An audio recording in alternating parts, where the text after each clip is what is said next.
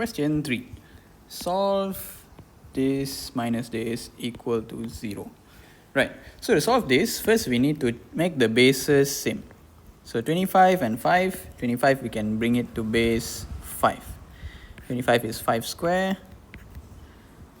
And then maybe we can just move this over this side, easier. So 5, 3x minus 4. Okay, don't forget this one negative, you move that become positive. Right, then we can expand this. So 5, 2x, 5, 3x minus 4. Since now they are in the same base, we can compare the power. So you can say 2x is 3x minus 4. 2x we bring here, 4 we bring here. So 3x minus 2x equals 4. Therefore, x is 4.